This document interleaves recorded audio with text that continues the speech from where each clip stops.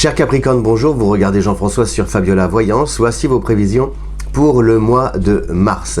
Alors le mois de mars est marqué par l'arrivée de Vénus. Vénus qui entre en Taureau, donc c'est un mois, le Taureau c'est le premier signe de terre, c'est un signe ami du Capricorne, oui.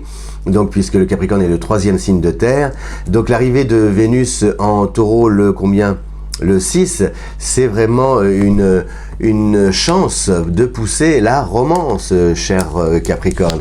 Et oui, parce qu'il y a pour vous des moments, de jolis moments romantiques qui se présentent et qui devraient pouvoir vous permettre à la fois de vous sécuriser, parce que le Taureau est un signe sécurisant, et en même temps de plonger dans les eaux chaudes et tièdes de la volupté. Voilà, donc c'est quand même une belle période qui s'annonce. En plus c'est le printemps. Le printemps, ça ranime la flamme, le désir, donc c'est bénéfique pour le Capricorne, d'autant plus que Jupiter est toujours là dans votre signe, et Mars aussi séjourne en Capricorne jusqu'au 30. Donc si vous voulez, Mars, il y a un petit côté libido aussi chez Mars, une combativité, mais la combativité, quand elle est harmonieuse et quand elle s'harmonise à la présence, quand elle est en harmonie avec Vénus en Taureau, ça donne vraiment à la fois beaucoup de sensualité, ça apporte de l'érotisme dans les relations, mais ça apporte aussi, ça stimule l'envie de vous battre par amour, vous voyez, de vous battre pour votre couple, de pouvoir dépenser votre énergie et de la mettre au service de votre confort, de sécuriser. Donc c'est une bonne période pour acheter, pour investir, pour vraiment entreprendre une activité ou lancer un projet en faveur de votre union, en faveur de la famille. Donc c'est aussi se battre par exemple pour les enfants, c'est pouvoir... il y a un esprit un petit peu de compétition, mais dans le bon sens, enfin c'est pas dans le mauvais sens d'ailleurs, mais dans un sens affectif du terme, si vous voyez, c'est comme si l'amour était un moteur, et c'est ce qui vous permet de vouloir franchir la ligne d'arrivée en tête. Et ça c'est bénéfique, parce que comme le Capricorne est quelqu'un qui... et qui retrousse ses manches et qui est dans l'effort, cet effort, si vous voulez, vous allez réussir ces efforts à les redoubler par amour, voilà, et ça c'est bien.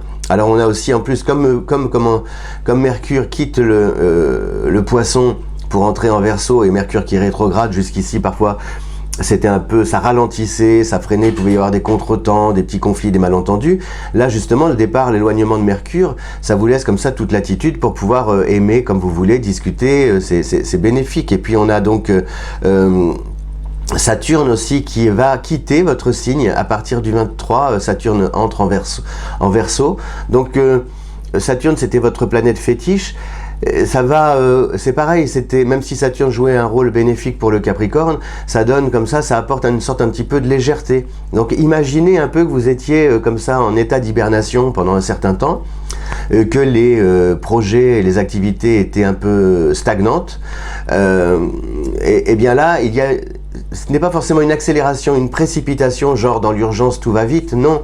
C'est une sorte d'énergie, vous voyez, de quelque chose qui prend de l'ampleur, qui se diffuse en vous, qui aussi au niveau de vos activités, eh bien vous avez le sentiment que quelque chose est en train de se préparer, de bouger, mais pas de bouger tout droit, de bouger, moi je dirais avec de l'envergure, voilà.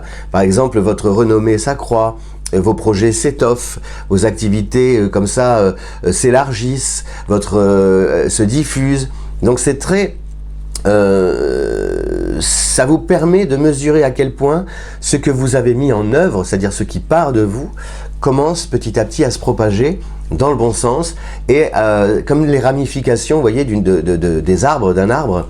Et puis ces ramifications là, justement, elles vont produire des feuilles, des fruits, et la récolte promet d'être abondante. Et sur le plan donc sentimental, avec Vénus, célibataire, normalement, c'était aussi une bonne période, ce printemps là, pour croiser quelqu'un de sympa, de bien, de beau, de chouette, de tendre et de câlin.